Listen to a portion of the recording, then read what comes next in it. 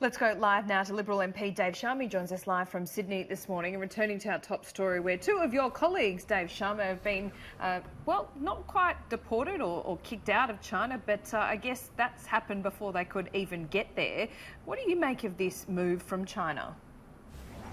Well, I think it's very disappointing and regrettable. I mean, Andrew Hastie and James Patterson are both legitimate elected representatives of the Australian people, members of the Australian Parliament.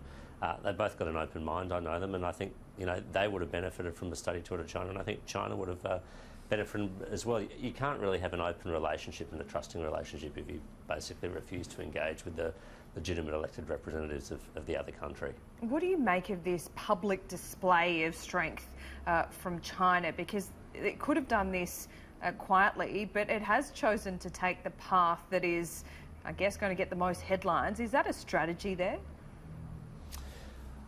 Well, I'm not too sure. I mean, you'd think that a nation that is confident about itself and confident about its values would welcome visitors and welcome constructive dialogue and criticism.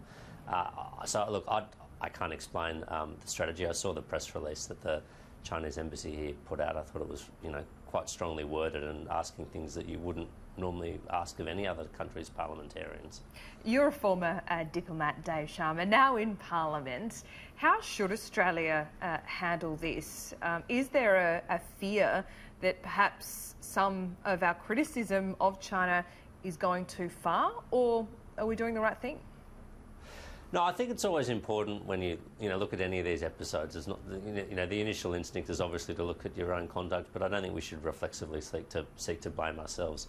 There are clear differences in values and perspectives between ourselves and China's government as well, and that's to be expected given our different political systems, given our different history. So we will disagree on things. I think for Australia, though, we always need to be clear-eyed about our own interests here, and there are certain interests that we will always stand up for and protect in certain sovereign values, and China needs to understand and respect those, just as we do for Chinese interests and values that are very important and dear to them. Yeah, but what about our economic interests? If this continues, this diplomatic tension, can you see it actually affecting our two-way trade, our economic interests? Because we've seen China turn the tap off before.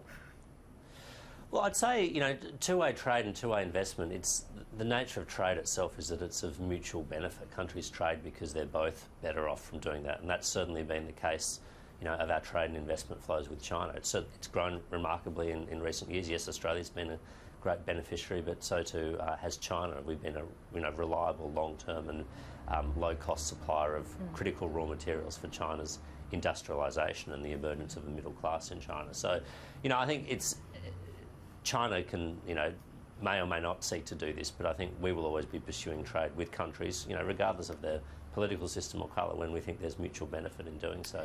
Do Patterson or Hastie have anything to repent for, do you think? No, I mean, they're elected representatives, as I said. They've got views which, are informed by their own life experience and their own constituents and their own interactions. And I know some of the things they've said have generated a lot of media, but I don't find any of them particularly controversial. They're things you'd hear all the time in academia or foreign policy circles in countries like the United States and whatnot. And I think both of them said this. They were looking forward to a visit to China to understand the country better, and that's the sort of open mind and willingness to engage that you want to have in political representatives. Israel Folau says bushfires and the drought at the moment is God's way of punishing Australians for supporting legalisation of abortion and same-sex marriage. As someone who represents the constituency of Wentworth, does this concern you?